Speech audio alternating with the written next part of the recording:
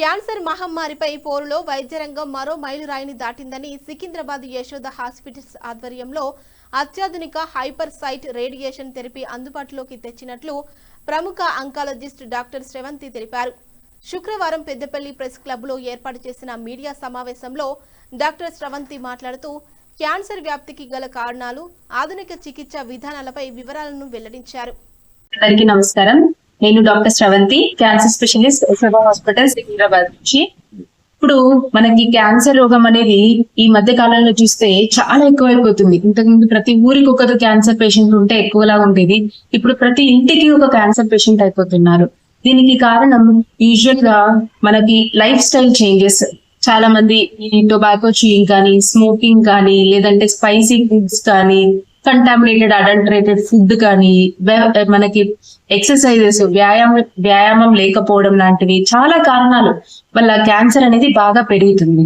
And ఇంకొక కారణం ఏంటి క్యాన్సర్స్ కి? ఫ్యామిలియల్, అంటే ఫ్యామిలీస్ లో రన్ అవ్వడం. ఈ ఫ్యామిలీస్ లో రన్ అయ్యే క్యాన్సర్స్ చాలా తక్కువ ఉంటాయి. ఒక 10 to 15% ఆఫ్ క్యాన్సర్స్ మాత్రమే ఫ్యామిలీస్ లో రన్ అవుతాయి. మిగిలిన 70 నుంచి 80% క్యాన్సర్స్ మన జీవన శైలిలో మనకి ఏర్పడే చేంజెస్ వల్ల వచ్చినవి ఉంటాయి అన్నమాట. సో ఈ క్యాన్సర్స్ ఎంత పెరుగుతున్నాయో క్యాన్సర్ కి సంబంధించిన ట్రీట్మెంట్స్ కూడా అంతే అడ్వాన్సెస్ గా మనకి డెవలప్ అవుతా ఉన్నాయి అన్నమాట. క్యాన్సర్ కి ఏమేమి ట్రీట్మెంట్స్ ఉంటాయి? సర్జరీ ఉంటుంది, కీమోథెరపీ ఉంటుంది, రేడియేషన్ థెరపీ ఉంటుంది, ఇమ్యూనోథెరపీ ఉంటుంది. యాజ్ ఎ రేడియేషన్ సంబంధించిన ఆంకాలజిస్ట్ గా రేడియేషన్ థెరపీలో మనకి చాలా అడ్వాన్స్డ్ టెక్నిక్స్ అనేవి మనం ఈ మధ్య కాలంలో డెవలప్ చేస్తున్నాం. ఈ అడ్వాన్స్డ్ టెక్నిక్స్ కి ఏంటి, అసలు ఎందుకు ఈ అడ్వాన్స్డ్ టెక్నిక్స్ మనకు అవసరము అంటే, ప్రతి క్యాన్సర్ పేషెంట్ చనిపోవాలని లేదు. ప్రతి క్యాన్సర్ పేషెంట్ చనిపోరు. చాలా మంది క్యాన్సర్ పేషెంట్స్ క్యాన్సర్ నుంచి బయటకు వస్తున్నారు. మరి క్యాన్సర్ నుంచి బయటకు వచ్చిన తర్వాత వాళ్ళ జీవన శైలి ఎలా ఉంటుంది? నార్మల్ గా ఉంటున్నారా? లేకపోతే సైడ్ ఎఫెక్ట్స్, క్యాన్సర్ ట్రీట్మెంట్స్ వల్ల కానీ, క్యాన్సర్ వల్ల కానీ వచ్చి సైడ్ ఎఫెక్ట్స్ వల్ల నేను ఈ క్యాన్సర్ తో బాధపడి నా లైఫ్ అయిపోయింటే బాగుండు అనుకునే వాళ్ళు కొంచెం ఎక్కువ మంది ఉంటున్నారు. ఎందుకంటే సైడ్ ఎఫెక్ట్స్ ఎక్కువగా ఉండడం వల్ల. అదే ఈ అడ్వాన్స్డ్ టెక్నాలజీస్ తో మనకి సైడ్ ఎఫెక్ట్స్ ని చాలా వరకు అరౌండ్ 50 నుంచి 60% సైడ్ ఎఫెక్ట్స్ తగ్గించవచ్చు. సైడ్ ఎఫెక్ట్స్ తగ్గిస్తే వాళ్ళకి కాన్ఫిడెన్స్ వస్తుంది ట్రీట్మెంట్స్ తీసుకోవడానికి కూడా. సో అందులో భాగంగా యశోద హాస్పిటల్ సికింద్రాబాద్ లో వచ్చిన న్యూ అండ్ టెక్నాలజీని హైపర్ సైట్ రేడియేషన్ థెరపీ. ఈ హైపర్ సైట్ రేడియేషన్ థెరపీ అసలు ఎందుకు అవసరం మనకి అంటే, హైపర్ సైట్ రేడియేషన్ థెరపీ అంటే రేడియేషన్ మిషన్ లో మనము ప్రతి పేషెంట్ ని ఒక 25 నుంచి 30 రోజులు తీసుకొని ట్రీట్ చేస్తూ ఉంటామండి. ప్రతిరోజు పేషెంట్ యొక్క క్యాన్సర్ గడ్డ ఎంత సైజ్ ఉంది, ఎంత సైజ్ తగ్గింది, దాని చుట్టూతో ఉన్న నార్మల్ స్ట్రక్చర్స్ ఎలా ఉంటున్నాయి. ఈ రోజు మనం ఒక గడ్డ ఉందండి, గర్భసంచి దగ్గర ఉందనుకుందాం.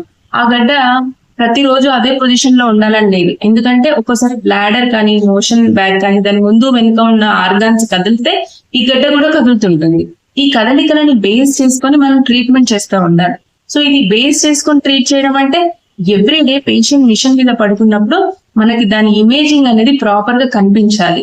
ఈ హైపర్ సైట్ అనే మిషన్ లో మనకి ఈ గడ్డలు ఎక్కడ ఉన్నాయి ఏంటి అనేది క్లియర్ గా కనిపిస్తుంది.